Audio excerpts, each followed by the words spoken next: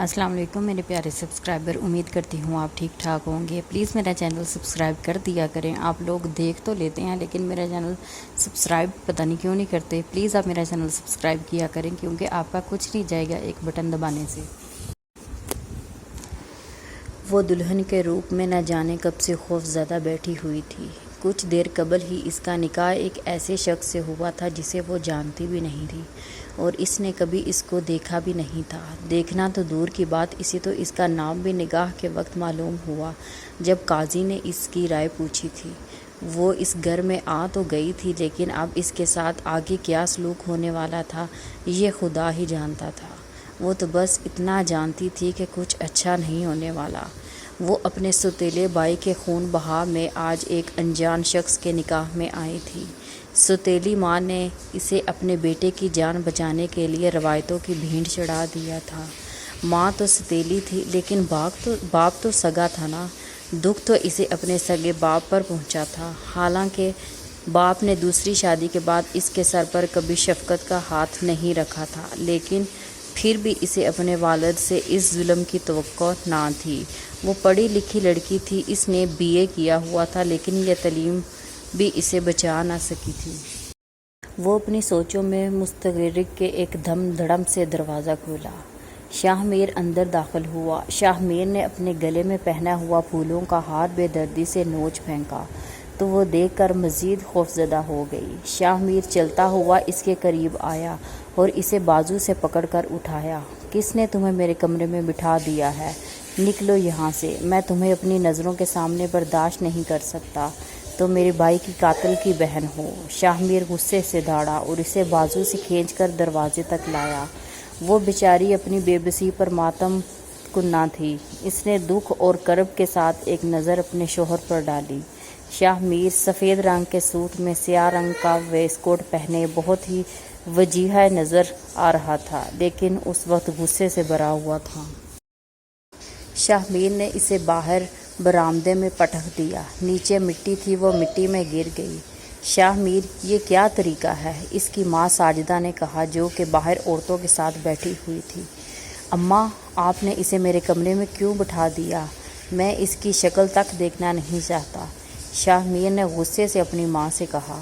وہاں پر موجود عورتوں نے دلہن کی شکل کی طرف دیکھا جو اپنی بڑی بڑی آنکھوں سے حیرت سے اسے دیکھ رہی تھی۔ اپنی جھیل سی آنکھوں اور مڑی ہوئی گھنی پلکوں کے ساتھ وہ سب کو حیرت سے دیکھ رہی تھی۔ وہ حسن کے تمام ہتھیاروں سے لیس تھی۔ دھکا دینے کی وجہ سے اس کے سیاہ بال جوڑے سے کھل کر شانوں پر بکھر گئے تھے۔ اس کا دوپٹہ تو دروازے میں ہی اٹک کر اس کے سر سے اتر چکا تھا۔ اماں، میں نے ابا سے کہا تھا مجھے قاتل کی بہن نہیں قاتل چاہیے، لیکن میری کسی نے نہیں سنی، شاہ میر بولا۔ بیٹا، یہ ہمارا نہیں سرداروں کا فیصلہ تھا اور سرداروں کا فیصلہ ہمیں ہر حال میں ماننا تھا، ساجدہ نے کہا۔ ہم سرداروں کے نوکر نہیں اماں، ہم بھی اچھے خاصے زمیندار ہیں، بھکاری ہم بھی نہیں ہیں کسی کے آگے سر جھکائیں، وہ چیخ کر بولا۔ بیٹا، اس کے بھائی نے تمہارے بھائی کو جان بوجھ کر نہیں مارا، وہ غلطی سے مرا ہے۔ کوئی قبائلی جھگڑا تو نہیں تھا ہمارا ان لوگوں کے ساتھ، بس ایک غلطی تھی، شاہ میر کی چچی سکینہ نے کہا۔ غلطی؟ اس کے بھائی نے میرے بھائی کے سر پر اتنی زور سے ڈنڈا مارا کہ وہ اسی وقت جاں بحق ہو گیا، اور آپ کہہ رہی ہیں کہ یہ غلطی ہے؟ چچی، یہ غلطی نہیں، یہ خون ہے، خون۔ شاہ میر کا غصہ عروج پر تھا۔ ایمان بھی ابھی تک مٹی میں گری پڑی تھی، نہ اسے اٹھنے کی ہمت ہو رہی تھی اور نہ کسی نے اسے اٹھانے کی زحمت کی تھی اب تک۔ یہ اس کی شادی کی پہلی رات تھی جس کے لیے لڑکیاں ہزاروں سپنے سجا کر اپنی پیادے سدھارتی تھیں۔ اتنا برا سلوک کوئی دشمن بھی نہیں کر سکتا، اور ہاں، وہ دشمنوں کے پاس ہی آئی تھی۔ وہاں موجود ایک خاتون کو ترس آ گیا۔ وہ اٹھی اور ایمان کو اٹھایا۔ شاہ میر، تھوڑا خدا ترسی کرو، خدا کے عذاب سے ڈرو بیٹا، اس بیچاری کا کیا قصور ہے؟ اس سارے معاملے میں زرینہ بی بی نے ایمان کو اٹھاتے ہوئے کہا۔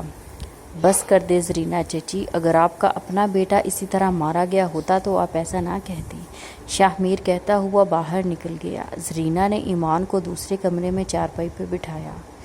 دیکھو بیٹا، ابھی اس وقت شاہ میر بہت غصے میں ہے، لیکن وقت کے ساتھ ساتھ اس کا غصہ کم ہو جائے گا۔ وہ تمہارا شوہر ہے، تم سے زیادہ دیر دور نہیں رہ سکتا، اور تم ہو ہی اتنی زیادہ خوبصورت کہ کسی نہ کسی دن تمہاری محبت میں ضرور گرفتار ہو جائے گا۔ بس تمہیں ہمت نہیں ہارنی، زرینہ نے پیار سے سمجھایا۔ لیکن ایمان کی سمجھ میں کچھ نہیں آ رہا تھا۔ وہ تو خوف سے اس قدر کانپ رہی تھی کہ اسے کوئی ہوش ہی نہیں تھی۔ زرینہ اسے کمرے میں بٹھا کر چلی گئی۔ اسے کسی نے پانی اور کھانے تک کا نہ پوچھا تھا۔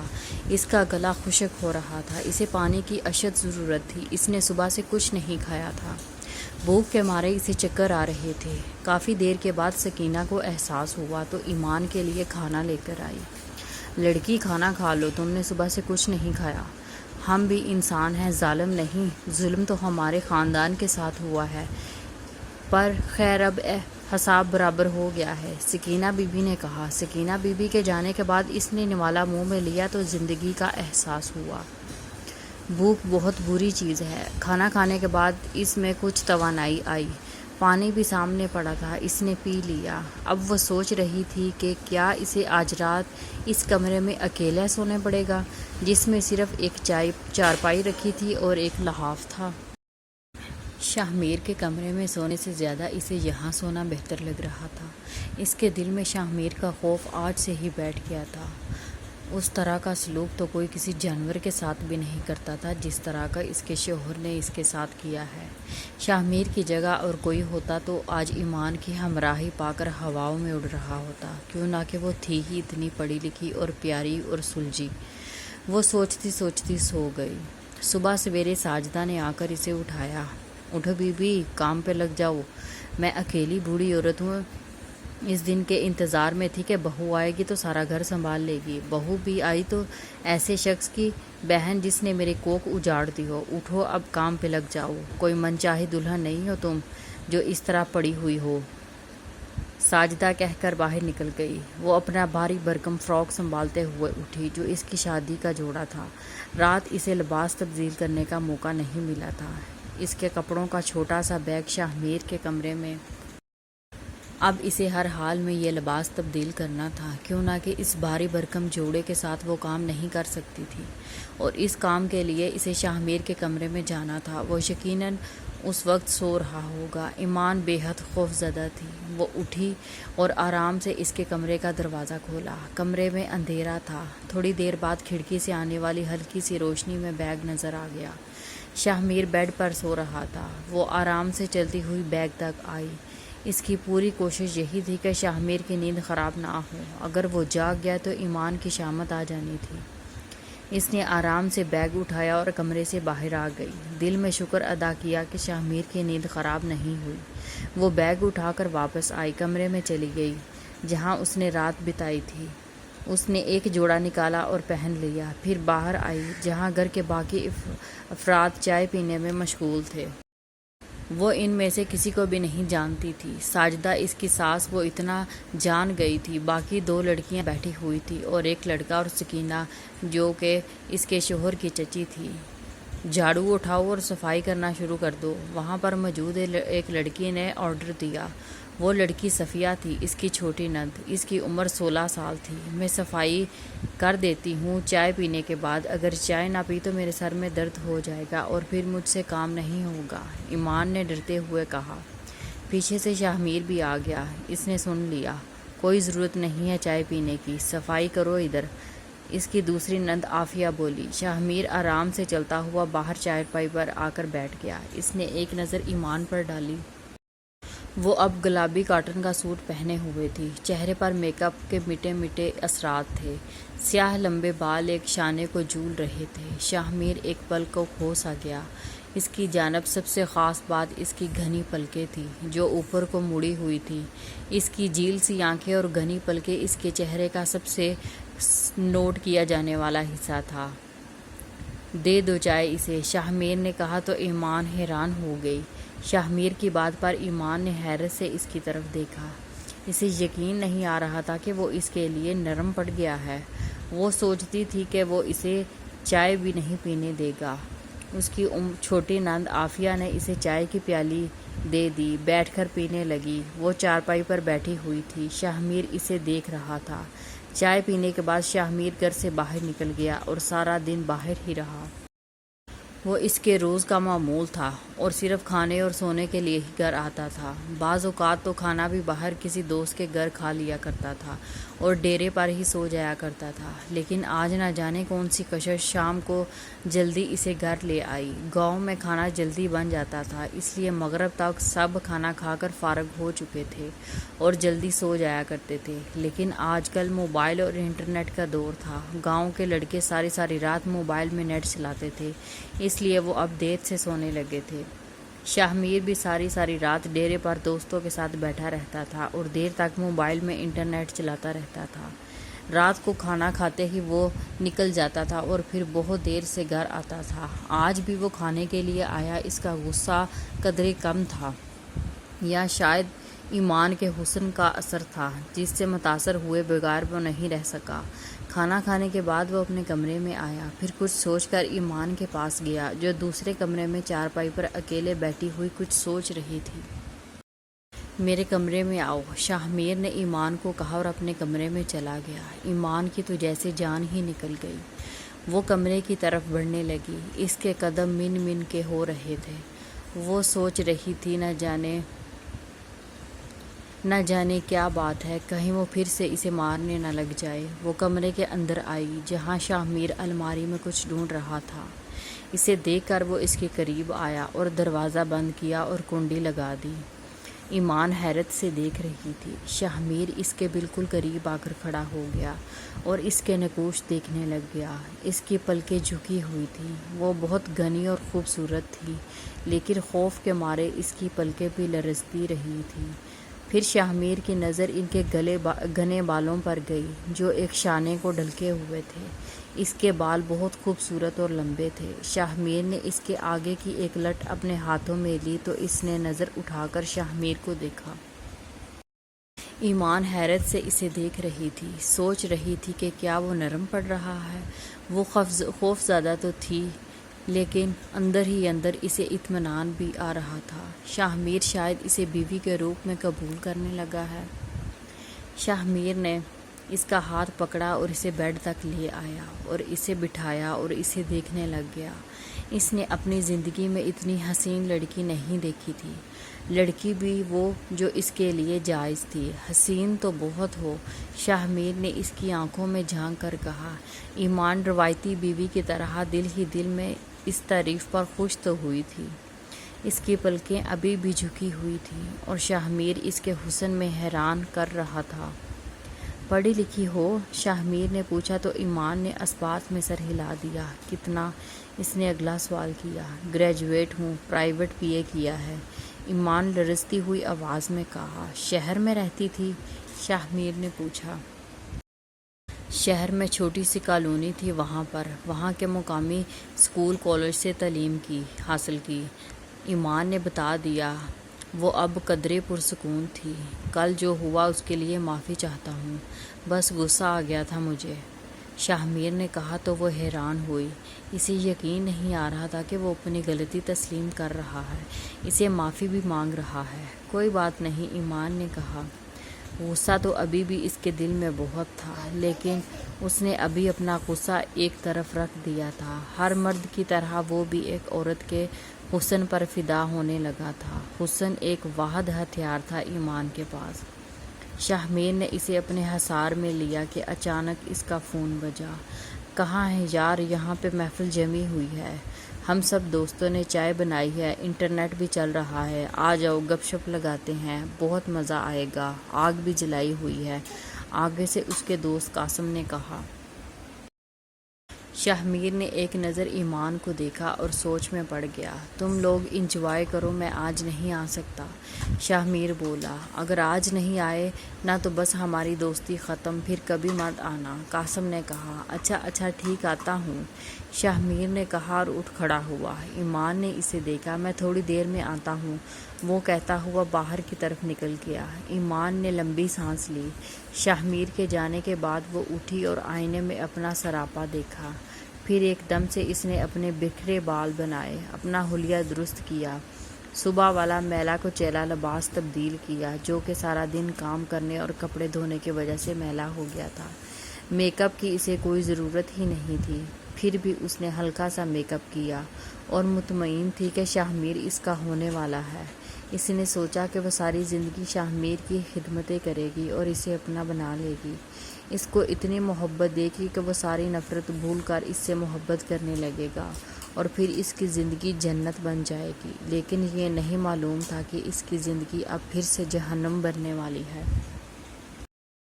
شاہ میر ڈیرے پر آیا جہاں سردی کی وجہ سے اس کے دوست آگ جلا کر بیٹھے ہوئے تھے اور چائے کی کیتلی آگ کے اوپر رکھی ہوئی تھی۔ یہ گاؤں کا عام ڈیرا نہیں تھا، یہ لڑکوں نے اپنے لیے خاص ڈیرا بنایا تھا جہاں پر صرف یہ لڑکے ہی رات گزارتے تھے۔ آ گیا ہمارا یار، قاسم نے اسے دیکھ کر دور سے آواز لگائی۔ وہ آ کر سب کے ساتھ بیٹھ گیا۔ بڑی زبردست چائے بنائی ہے آج حامد نے۔ ویسے یہ بتاؤ آج راہ کہاں گئے تھے؟ کہیں ایسا تو نہیں کہ اپنے بھائی کے قاتل کی بہن کے پاس چلا گیا تھا؟ قاسم نے کہا تو شاہ میر نے ان سے نظریں چرائی۔ دیکھا یہ نظریں چرا رہا ہے، اس کا مطلب یہ اپنی نئی نویلی دلہن کے پاس تھا۔ فرید نے کہا، کیا یہ سچ ہے شاہ میر؟ قاسم نے پوچھا تو شاہ میر نے اسبات میں سر ہلا دیا۔ شاباش میرے دوست، شاباش، واہ واہ، کیا بدلہ لیا ہے اپنے بھائی کا۔ ایک رات میں اپنے بھائی کا خون بھول گیا تو؟ تجھ جیسے بہادر لڑکے سے یہی توقع نہیں کی جا سکتی تھی کہ ایک لڑکی کے حسن کے آگے ایک دن میں ہار مان جائے گا۔ تو بھی نکلا نا وہی کمزور مرد، قاسم نے غصے سے کہا۔ ایسی بات نہیں ہے، میں تو بس، شاہ میر نے بہانہ بنایا۔ بات یہ ہے کہ تم تو بس اس کے حسن پر فدا ہو گئے اور کچھ بھول گئے ہو، لیکن میں تمہیں ایک بات یاد دلانا چاہوں گا، قاسم نے کہا۔ کون سی بات؟ شاہ میر نے کہا۔ دیکھ میرے بھائی، ان لوگوں نے ایک دم سے خون بہا میں پیسے دینے کے بجائے اپنی بیٹی دے دی۔ آخر کوئی تو چکر ضرور ہے۔ یہ بھی ہو سکتا ہے کہ اس لڑکی کا کہیں پہلے ہی کسی کے ساتھ چکر تھا اور پھر بدنامی کے خوف سے انہیں موقع مل گیا اپنی عزت بچانے کا اور تیرے سر پر تھونک دیا۔ ورنہ مجھے بتاؤ، کون اپنی بیٹی اس طرح اتنی آسانی سے دیکھ سکتا ہے؟ کس کو لوگ تو اپنا سر کٹانے کے لیے تیار ہو جاتے ہیں اپنی بہو بہنوں کی عزت کے لیے۔ لیکن یہ کیسے باپ اور بھائی تھے جنہوں نے اپنی جان بچانے کے لیے اپنی بہن کی قربانی دے دی؟ یقین بغیرت لوگ ہیں۔ ایسا نہ ہو کہ وہ کسی اور کا گناہ تیرے سر پر ڈال رہے ہوں۔ پہلے اس لڑکی کا کردار تو چیک کر لو، کہیں ایسا نہ ہو کہ کسی اور کا گناہ تجھے پالنا پڑ جائے۔ ابھی کچھ مہینے اس سے دور رہ، قاسم نے کہا تو وہ سوچ میں پڑ گیا۔ ہاں یار، قاسم بالکل ٹھیک کہہ رہا ہے، تجھے جلد بازی نہیں کرنی چاہیے، حامد نے کہا۔ بات تو صحیح ہے تمہاری، شاہ میر بولا۔ چل آگے احتیاط کرنا، یہ لے چائے پی۔ حامد نے چائے کی پیالی بھر کر اس کی طرف بڑھائی۔ وہ چائے لے کر پینے لگ گیا۔ ابھی بھی اس کی آنکھوں کے سامنے ایمان کا چہرہ آ رہا تھا۔ سب دوست باتوں میں مشغول ہو گئے، ادھر کی باتیں کرنے لگے، لیکن شاہ میر آج کہیں کھویا کھویا لگ رہا تھا۔ اسے دوستوں کی یہ محفل ہمیشہ سے اچھی لگتی تھی اور اس کا یہاں سے اٹھنے کو بھی دل نہیں کرتا تھا، لیکن پتہ نہیں کیوں آج اس کی اس محفل میں دل نہیں لگ رہا تھا۔ شاید وجہ ایمان تھی جو اس کے انتظار میں بیٹھی تھی۔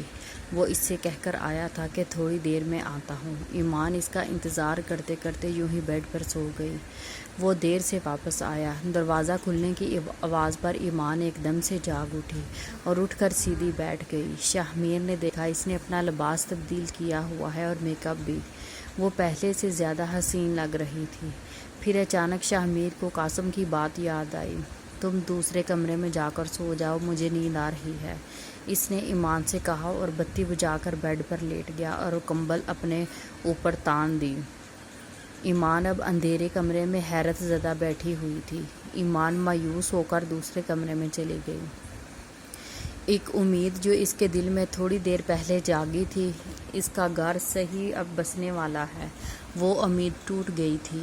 وہ چپ چاپ اٹھ کر چارپائی پر لیٹ گئی۔ اب اس کے آنسو اس کی گالوں پر رواں تھے۔ پتہ نہیں تھوڑی دیر میں کیا ہو گیا ہے کیا باہر کسی نے کچھ کہہ دیا ہے جو ان کو اس طرح ایک دم بدل گئے ہیں؟ ایمان نے خود سے کہا، ونی میں آئی ہوں، لڑکی کو اتنے خواب نہیں دیکھنے چاہیے۔ شاید وہ پھر بولی۔ وہ سوچتے سوچتے اور آنسو بہاتے بہاتے سو گئی۔ صبح کی پہلی کرن اس کے کمرے کی کھڑکی سے اندر داخل ہوئی تو اس کی آنکھ کھلی۔ وہ چپ چاپ سے اٹھ کر اور باہر آئی۔ باہر ایک ہی جگہ تھی جہاں پر وہ پانی والا نلکا لگا ہوا تھا۔ ہر کوئی وہاں پر ہی منہ دھوتا تھا۔ اس جگہ کو نہانے کے لیے بھی استعمال کیا جاتا تھا۔ نلکے کے ساتھ ایک پانی کا موٹر بھی لگا ہوا تھا، لیکن پانی کی موٹر کو صرف نہانے کے لیے اور پھولوں کو پانی دینے کے لیے استعمال کیا جاتا تھا۔ باقی منہ دھونے کے لیے، نماز کے لیے، وضو کرنے کے لیے نلکا ہی استعمال کیا جاتا تھا۔ نلکے کے چاروں اطراف میں دیوار بنی ہوئی تھی اور دروازے کا سائز کچھ کا حصہ کھلا ہوا تھا جہاں پر چادر ٹنگی ہوئی تھی۔ وہاں تک آئی تو شاہمیر بھی جاگ گیا اور وہ بھی وہاں منہ دھونے کے لیے آیا۔ اس نے دیکھا ایمان پہلے سے کھڑی وہاں منہ پر پانی کے چھینٹے مار رہی تھی۔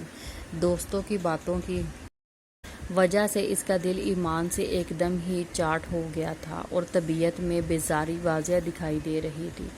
ایمان نے اسے دیکھا تو پانی گرانا شروع کیا تھا کہ وہ منہ دھو سکے۔ ہٹو، میں خود کر لوں گا، شاہمیر نے غصے سے کہا تو ایمان وہاں سے چلی گئی۔ پھر وہ مٹی سے بنے چولہے کے قریب آئی جہاں چائے رکھی ہوئی تھی۔ باقی سب بھی وہاں بیٹھ کر چائے پی رہے تھے۔ چائے پینے کے بعد ایمان نے جھاڑو اٹھایا اور صفائی شروع کر دی۔ اسے معلوم تھا کہ اس کو یہ کام کرنے کے لیے کہا جائے گا، اسی لیے اس نے کسی کے کہنے سے پہلے ہی جھاڑو اٹھا لیا۔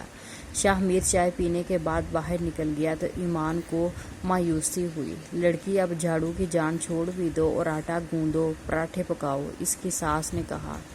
اس نے جھاڑو رکھ دیا اور آٹا گوندنے کے لیے سامان اکٹھا کیا۔ گاؤں میں سویرے ہی کھانا کھایا جاتا تھا، اس لیے سویرے سے ہی دوپہر کے کھانے کی تیاری شروع کر دیتے تھے۔ ایمان نے لکڑیاں توڑ کر آگ جلائی اور وہ گاؤں میں رہ چکی تھی، اس لیے اسے گاؤں کے سارے کام آتے تھے۔ پراٹھے پکانے کے بعد وہ اٹھی تو اس کی کمر میں بہت درد ہونے لگ گیا۔ ایک تو جھاڑو دی، اوپر سے اتنی روٹیاں پکائی۔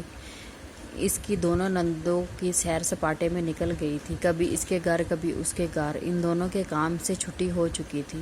ایمان تھکن کی وجہ سے ہلکان ہو گئی اور کمرے میں جا کر لیٹ گئی چارپائی پر۔ یہ لوگ اچھے خاصے ذمہ دار تھے۔ اس کا گھر بھی بڑا اور پکا تھا۔ گھر میں کافی کمرے تھے، فرش بھی لگی تھی اور رنگ روگن بھی تھا۔ گھر تھوڑا شہر کا تاثر دے رہا تھا۔ بہت خوبصورت پھول دیوار کے ساتھ لگے ہوئے تھے۔ سولر سسٹم کی تمام سہولیات گھر میں موجود تھیں۔ اماں، میرا کھانا کدھر ہے؟ شاہمیر نے آواز لگائی۔ ایمان ایک دم سے کھڑی ہوئی اور باہر آئی۔ اس نے شاہمیر کا کھانا سنبھال کر رکھا ہوا تھا۔ اس نے کھانا تو شاہمیر کے آگے رکھا۔ شاہمیر نے چپ چاپ کھانا کھایا اور پھر سے باہر نکل گیا۔ ایمان نے بھی اپنا کھانا کھایا اور دوپہر کے نیند سو گئی۔ شاہمیر حسب معمول اپنے دوستوں کے ساتھ اپنے خاص ڈیرے پر بیٹھا ہوا تھا۔ اس کے دوستوں کا مقصد اب صرف ایمان کو ڈسکس کرنا تھا۔ حقیقت میں اس کے سارے دوستوں کو ایمان میں بہت دلچسپی تھی۔ وہ بہانے بہانے اس ایمان کے بارے میں پوچھتے تھے شاہمیر سے۔ ان سب نے سن رکھا تھا کہ خون بہا میں آئی لڑکی بہت حسین ہے۔ وہ سب اسے دیکھنا چاہتے تھے، لیکن شاہمیر کی غیرت کی وجہ سے چپ تھے۔ شاہمیر کے گھر کے سامنے کوئی بھی لڑکا گزر نہیں سکتا تھا، وہ اس قدر سخت تھا۔ اگر کوئی بھولے بھٹکے سے اس کے گھر کے سامنے آ کر کھڑا ہو جائے تو شاہمیر بنا کوئی لحاظ کیے مار مار اس کی دھرکڑ بنا دیتا تھا۔ یار، سنا ہے تیری بیوی شہر میں بھی رہتی تھی؟ حامد نے موضوع چھیڑا۔ ہاں، موبائل پر گیم کھیلتے ہوئے شاہمیر نے مختصر سا جواب دیا۔ پھر تو ضرور وہ تیری بیوی کے پاس موبائل بھی ہوگا، قاسم نے کہا۔ پتہ نہیں، میں نے نہیں دیکھا۔ اسے آئے ہوئے دن ہی ابھی کتنے ہوئے ہیں، میں نے زیادہ غور نہیں کیا۔ شاہمیر نے موبائل سے سر اٹھائے بغیر ہی جواب دیا۔ یہ جو شہر کی لڑکیاں ہوتی ہیں نا، ان کے پاس موبائل بھی ہوتا ہے اور موبائل میں ان کے بڑے چکر چلتے ہیں۔ تو دھیان رکھنا اس بات کا، اگر کوئی رانگ نمبر سے کال وغیرہ آئے اور بات نہ کرے تو سمجھ جانا کہ اس کا کوئی پرانا عاشق بھی ہو سکتا ہے، حامد نے کہا تو شاہمیر نے اسے غصے سے گھورا۔ زبان سنبھال کر بات کرو ذرا، دوست ہو اس کا مطلب یہ نہیں کہ کچھ بھی بول دو۔ شاہمیر تھوڑا سخت ہوا۔ ہم تو تیرے بھلے کے لیے کہتے تھے، جو کچھ بھی کہتے ہیں۔ اگر تجھے ہماری باتیں بری لگتی ہے تو ٹھیک ہے، آئندہ کچھ بھی نہیں کہیں گے۔ حامد اور قاسم دونوں کہہ کر اٹھنے لگے تو شاہ میر نے انہیں روک لیا۔ بیٹھ جاؤ، ایسے ہی ایک بات کی تھی، میں نے ناراض ہونے کی ضرورت نہیں، شاہ میر نے کہا تو وہ دونوں بیٹھ گئے۔ شاہ میر کو شام گھر واپس آیا تو اسے حامد اور قاسم کی باتیں یاد نہیں رہی تھی، لیکن پھر کہیں سے باہر موبائل کے بجنے کی آواز آ رہی تھی۔ اس نے دیکھا تو ایک موبائل پڑا ہوا تھا کمرے میں جہاں ایمان رہتی تھی۔ یہ تمہارا موبائل ہے؟ اس نے ایمان سے پوچھا تو ایمان نے اسبات میں سر ہلایا۔ شاہ میر نے کال اٹینڈ کی، آگے سے اس کی کوئی سہیلی تھی۔ شاہ میر نے چپ چاپ موبائل ایمان کے حوالے کر دیا۔ ایمان اپنی سہیلی سے باتیں کرنے لگ گئی۔ اگلے روز پھر ایمان کا موبائل بجا اور بجتا ہی رہا۔ شاہ میر نے کال اٹینڈ کی مگر آگے سے کوئی کچھ بول ہی نہیں رہا تھا۔ شاہ میر ہیلو ہیلو کرتا رہ گیا لیکن آگے سے خاموشی تھی۔ نمبر بھی سیو نہیں تھا، کوئی ان نون نمبر تھا۔ پھر شاہ میر کو اپنے دوستوں کی باتیں یاد آئیں۔ کون ہے جو بار بار فون کر رہا ہے اور میں اٹھا رہا ہوں تو بات نہیں کر رہا؟ شاہ میر نے غصے سے ایمان سے پوچھا تو وہ ڈر گئی۔ مجھے نہیں پتا، ضرور کوئی رانگ نمبر ہوگا، ایمان نے لرزتی ہوئی آواز سے جواب دیا۔ رانگ نمبر کی بچی، ضرور تیرا کوئی عاشق ہوگا، میں اتنا بے غیرت نہیں ہوں کہ یہ سب برداشت کر سکوں۔ شاہ میر نے اس کا فون زور سے دیوار پر مار کر ٹکڑے ٹکڑے کر دیا۔ اب بد کردار، اگر ایسی کوئی بات ہوتی تو میں تمہیں جان سے مار دوں گا، یاد رکھنا۔ شاہ میر نے کہہ کر لاتوں اور گھونسوں کی بھرمار کر دی تھی ایمان پر۔ وہ زمین میں ہی پڑی رہی اور مار کھا رہی تھی۔ شاہ میر کیا ہو گیا ہے، کیوں مار رہے ہو اسے؟ اس کی چچی سکینہ نے پوچھا اور آگے بڑھ کر ایمان کو اٹھایا۔ چچی، یہ بد کردار لڑکی ہے، کوئی اسے بار بار فون کر رہا تھا اور میں اٹھا رہا تھا تو آگے سے خاموشی تھی۔ شاہ میر نے سرخ چہرے کے ساتھ کہا۔ سکینہ لاجواب ہو گئی، وہ جانتی تھی گاؤں والے اس معاملے میں بہت غیرت مند ہوتے ہیں۔ تمہیں کوئی غلط فہمی ہوئی ہوگی، ایسی لگتی تو نہیں ہے یہ؟ سکینہ نے ایمان کی طرف دیکھ کر کہا جو مار کھانے کے بعد بے حال ہو چکی تھی۔ شور سن کر گھر کے باقی افراد بھی جمع ہو گئے۔ مجھے کوئی غلط فہمی نہیں ہوئی چچی، یہ شہر میں رہتی تھی اور اس کے پاس موبائل بھی تھا۔ شہر میں رہنے والی لڑکیوں کے موبائل میں بڑے چکر ہوتے ہیں۔ شاہ میر نے اپنے دوستوں کا پڑھایا ہوا سبق اپنے گھر والوں کو سنایا۔ ایمان اب حیرت سے اپنے شوہر کو دیکھ رہی تھی۔ میں ایسی لڑکی نہیں ہوں، ایک رانگ نمبر آ جانے سے میں بد کردار ثابت نہیں ہو سکتی۔ ہزاروں لوگوں کے موبائل میں رانگ نمبر آتے ہیں تو کیا وہ سب بد کردار ہوتے ہیں؟ ایمان روتے ہوئے کہا۔ زبان چلاتی ہے؟ اس کی ساس نے آگے بڑھ کر اس کے بال کھینچے۔ چھوڑ دے اماں، بہت مار چکا ہوں اسے۔ پتہ نہیں کیوں شاہ میر کو اپنی ماں کا اس طرح سے ایمان پر حملہ اچھا نہیں لگ رہا تھا۔ ایمان اپنی جان بچا کر کمرے میں چلی گئی اور چارپائی پر لیٹ کر لحاف اپنے اوپر تان دیا۔ وہ بیچاری اپنے لحاف کے اندر کانپ رہی تھی۔ پھر یہ مار کٹائی روز کا معمول بن گئی۔ اب چھوٹی چھوٹی باتوں پر شاہ میر اس پر ہاتھ اٹھانے لگ گیا تھا۔ انسان جب ایک عورت پر ہاتھ اٹھانے کا عادی ہو جائے تو اس کو عادت پڑ جاتی ہے۔ شاہ میر کو بھی عادت پڑ چکی تھی، چائے ٹھنڈی ہو یا کھانے میں نمک زیادہ ہو، تان کپڑے استری نہ کیے ہوں، ان سب باتوں پر ایمان ہر آئے دن مار کھاتی تھی۔ کبھی کبھی اسے دیکھ کر شاہ میر کا رویہ بدلنے لگتا تھا۔ وہ اس کی طرف قدم بڑھانا چاہتا تھا لیکن اس کے دوستوں نے اسے ایمان کے اس قدر خلاف کر دیا تھا کہ وہ چاہ کر بھی ایمان سے دور تھا، جو پیار کی حقدار تھی۔ اسے دن رات مارا جا رہا تھا۔ یوں 2 ماہ بیت گئے۔ ایمان ایمان، شاہ میر گھر آتے ہی غصے سے چلانے لگا۔ اگر آپ کو میرا یہ ناول پسند آیا تو میرے چینل کو سبسکرائب کرنا مت بھولیے گا۔ Thank you.